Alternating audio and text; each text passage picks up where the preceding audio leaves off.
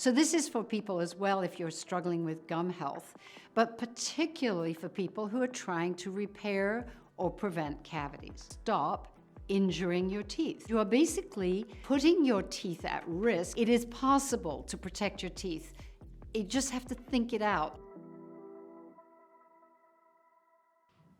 You may have questions about cavities, and today in this video, I want to talk about why you get cavities and how we have 3 really simple and affordable ways for you to protect yourself from cavities, stop them forming, and even help you to reverse them if you already have a cavity or you've been told you have a cavity in a tooth. So as a dentist, I always gave my patients the opportunity to reverse a cavity. You may have never heard of people reversing cavities.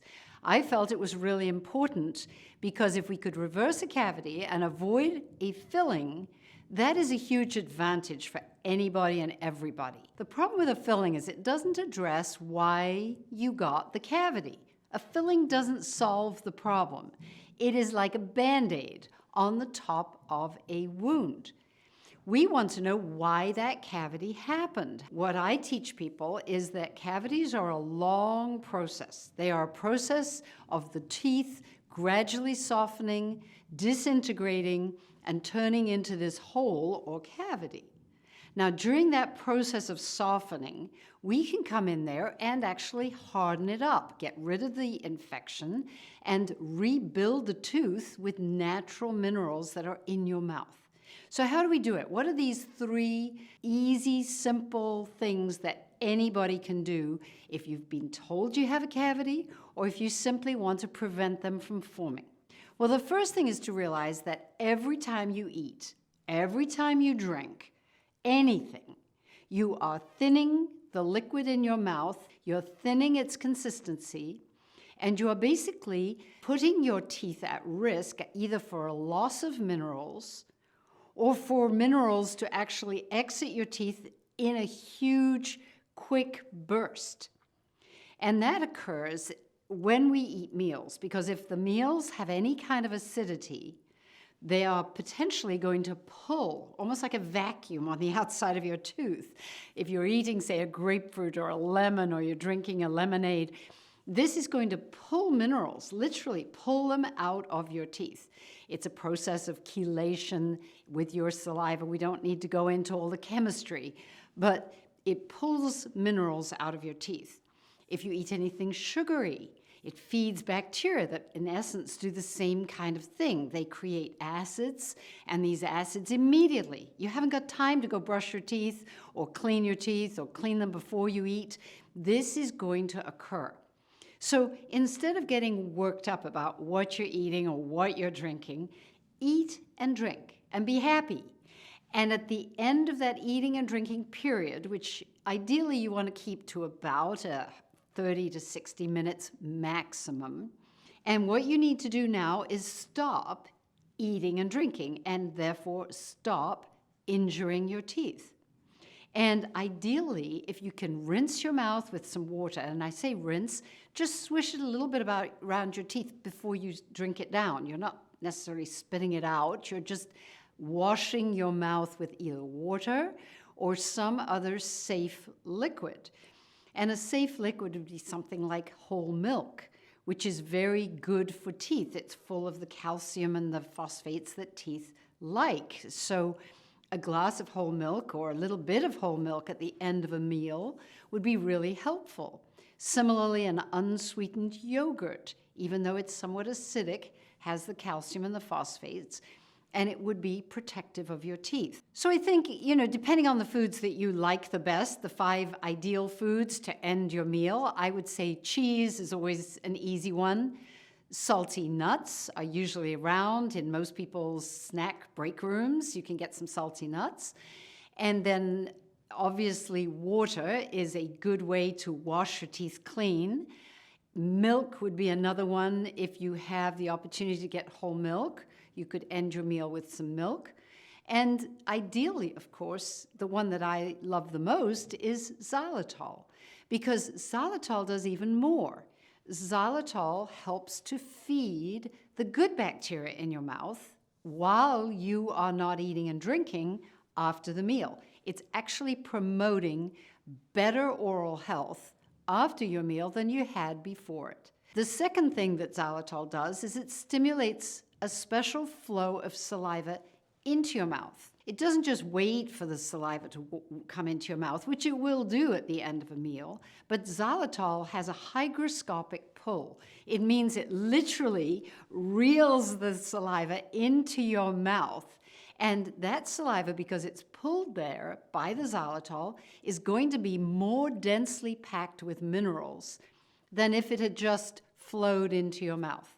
Anyone who is struggling to repair a cavity, anyone who's been told they have a cavity and they really, really want to get rid of this, if you give yourself a period of about 3 to 6 months and make sure you're doing all your eating and drinking in these little packaged, contained periods of time, followed by a tooth protective food or drink of some kind, and then have some xylitol.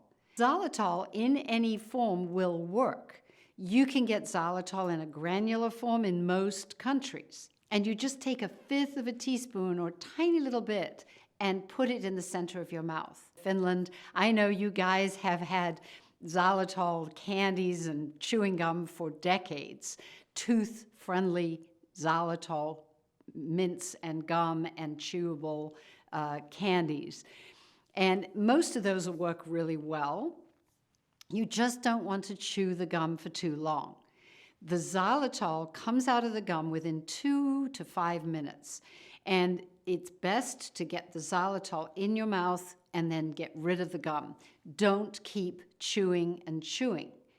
And this sort of feeds into what we just talked about, because the problem with continuously chewing the gum is you've now got rid of the xylitol. It's come out of the gum, it's done its work, it's brought the good mineral-dense saliva into your mouth.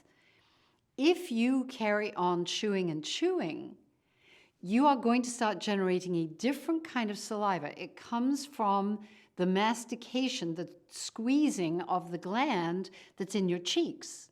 So the importance of mouth resting is to give your teeth time to mineralize.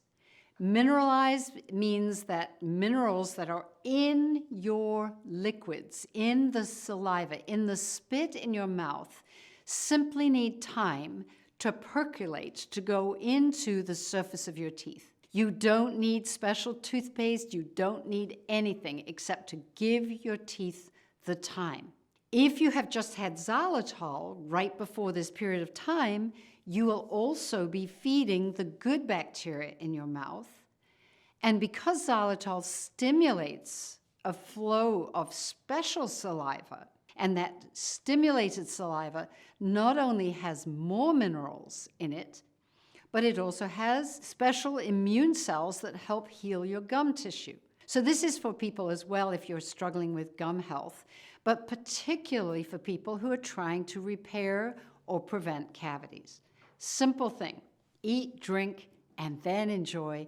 An hour is good. If you go longer, you get even more benefits. You get the benefits of producing nitric oxide in your mouth. And that will help your heart health, your breathing, and your brain health.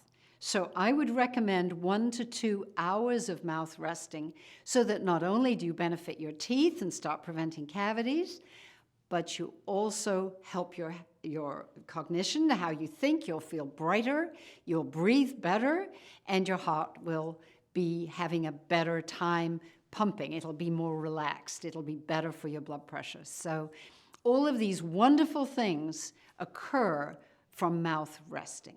So along with xylitol that helps stimulate good salivary flow, there are the other things you can do that will make your saliva more mineralizing. One of them is to make sure that you have the best possible gut health. That would be taking maybe a probiotic. Certainly, eating a fiber-rich diet would be my recommendation, so that you're going to absorb as many minerals as possible from the foods you eat. This is another reason I think diet is so important. I recommend a lot of green leafy vegetables and salads because we know they contain nitrates, which get absorbed through your healthy gut into your body. It circulates around your body, and an hour after eating, this is what's so incredible, your salivary glands transfer these nutrients into the gland that then transports it into your mouth.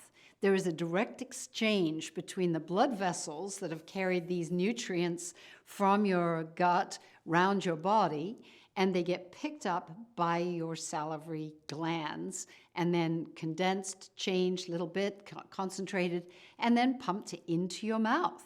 So an hour after you've had a nice, healthy meal, you will find that your mouth has these nutrients in your mouth, ready to do the work we want it then to do. So healthy diet is important for salivary health, for the health of your teeth. Alongside that, we can make that exchange work even better if you exercise. Exercise, as you can imagine, is going to circulate things around your body in a healthy circulation. And exercises like yoga, to me, are very interesting because they also often are with your head down, lower than your heart, so that potentially you are percolating into your salivary glands, helping them get concentrated in contact with your circulation. In other words, you're trying to put your body's circulation in good shape, in good contact with your salivary glands. Nature has its own rhythm, and this rhythm it's called a circadian rhythm. It has a 24-hour cycle. You've probably heard of it because of going to sleep at night. There's melatonin that's produced as the sun sets, and when the sun rises, we wake up, and there are lots of things in our body that work on this clock that is a 24-hour clock. And interestingly, our salivary health or salivary content works on a same 24-hour rhythm. The thing that is most important to know, I think, is that it is worst at night. In the middle of the night, your salivary content is almost nil. It's not helping you. It's gone to sleep, which leaves your teeth in a nightmare situation if you didn't clean them or prepare them prior to going to sleep. During these nighttime hours when it's dark outside, your teeth are struggling to survive. And that's why I believe it's non-negotiable to care for your teeth in the best possible way right before you go to bed. And I say care for your teeth because it's not just brushing them. If you massage your gums, that's one thing that could get some circulation in them. But the toothpaste that you choose to use is critical. If you choose a toothpaste because you think it's going to whiten your teeth, it may be sucking the minerals out of them. And you don't want to do that right before you go to bed at night. I would not advise a toothpaste with whitening. I would not advise a toothpaste with baking soda, because that's going to strip away the mouth's protection. So the Miswax stick is pretty available in parts of the Middle East, in Africa, in countries where you may not be able to get any of the products that I recommend that are part of my complete mouth care system. If you live in England, there are alternatives. In Australia and New Zealand, there is a company that will distribute the products that I recommend. If you go to the video that's attached here, it'll send you to, if you don't know about my complete mouth care system, exactly what to use and how to use the products. But they will protect your teeth at night when your mouth, your saliva, cannot. It doesn't have the ability to help you. Conversely, it's worth knowing that the best time for your saliva to help you is immediately after lunch. So make sure, if you possibly can, if you're fighting cavities, your ideal scenario is have a very healthy lunch with salads and greens and all these good things, beets and celery, end with a tooth protective food, have some xylitol, and then don't eat or drink for 2 hours in the afternoon. Those afternoon salivary hours are priceless. Don't waste them. sipping coffee, sipping soda, sipping anything. And if you're a worker who is awake at night and sleeps in the day, you can use the same principles. Think about going to work. Maybe you clean your teeth with my Complete Mouth Care system right before you go to work. Have your meal, clean your teeth, and then don't eat or drink for as long as you can during the nighttime, early nighttime hours. Then when you take a break, eat, drink, end with a tooth protective food, some xylitol, and then have your 2-hour break. And then when you get home prior to going to sleep during the daytime, you can use the Complete Mouth Care system right before you go to sleep. And then while you're sleeping, you will have the benefits of this daytime perfect salivary flow. So it is possible to protect your teeth. You just have to think it out, knowing that midday is the best and that midnight is probably the worst saliva for your teeth. So if you are now asking the question, what about children? I do have a video that is completely about how to look after children's teeth, and we'll link to it here. But quickly, it's very similar. Just realize that cavities in baby teeth do not reverse. But children start getting adult teeth at the age of 5. So preventing or reversing or using the same strategies should begin even in preschool children. And sadly, America is so far behind in this. They've usually thought baby teeth don't matter. In Europe and countries that are the first, they have the best oral health, they begin immediately, baby teeth come into the mouth using xylitol. Xylitol is the key there. They hand out xylitol in preschool during the ages of 3 and 4. They understand about mouth resting. They chew the gum, throw it in the trash, and then don't eat or drink for hours afterwards. So they have shown in the last 70 years in some of these countries that you can prevent cavities in children with these very simple, inexpensive techniques. Now, cleaning your child's teeth at night is important. They have the same problem with salivary flow at night. They don't have any benefit from their saliva. The problem is that cleaning children's teeth is a challenge. If you can simply get them to wash their mouth, that is ideal. If you can get them to use, as they're old enough to rinse and spit, I would suggest a dilute 0.05 sodium fluoride mouthwash for a child of 5, 6, 7 years old. Toothbrushing is never going to be able to clean everywhere in a child's mouth. It's more of a game to play, to make a happy attitude, and maybe clean some of the plaque off their teeth. But rinsing, when they're old enough to know how to rinse and spit, very important. I would start doing that as soon as you feel safe. They're not going to be drinking it. Then, after they've done that brushing for fun, the rinsing the best they can, finally, I would give a child of any age old enough to chew and eat a little bit of xylitol, either as crystals if they're real tiny, or as a mint when they start to be able to deal with a little mint. A couple of those every night as you're having a story before bed. As they go to sleep, they're going to be mouth resting, no more water, no more drinking, no more eating, no more snacking, no candies, nothing. Because then, while they're sleeping, the xylitol will be feeding the good bacteria in their mouth, setting them up for a lifetime of mouth health. So you're an adult trying to prevent cavities. I think in this video it's made clear that it's about the mouth resting after meals and this period of time, along with the nighttime care, the products that you use to clean your teeth, how important that is, and the use of xylitol. Now, with children, as I mentioned, you can do the xylitol, you can do the night care, but what about this mouth resting? You have a toddler. They don't want to mouth rest. They want to eat continuously. Believe me, I'm a mother of 5. I have 8.5 grandchildren, so I know the difficulties. And I would suggest that you learn, again, these foods, or at least understand why we choose these tooth protective foods that have no sugar, they're not carbohydrates, and they're usually either salty or fatty.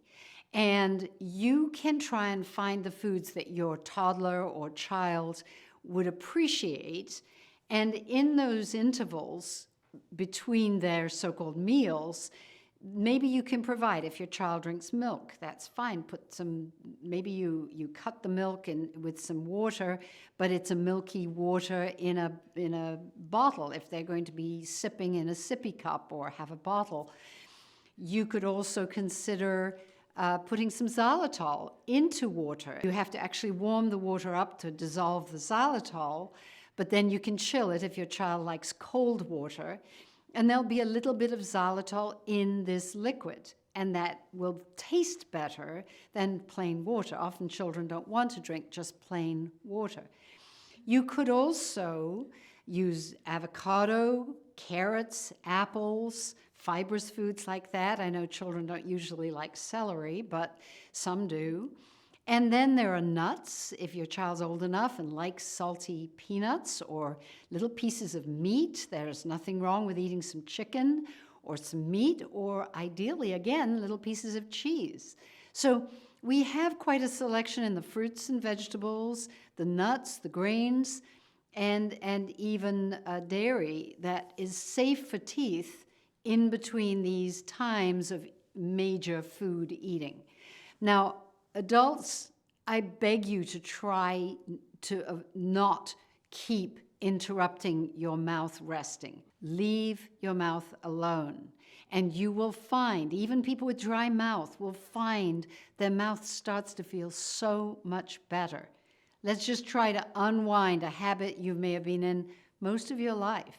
Let these intervals be between meals where you don't eat and drink so much.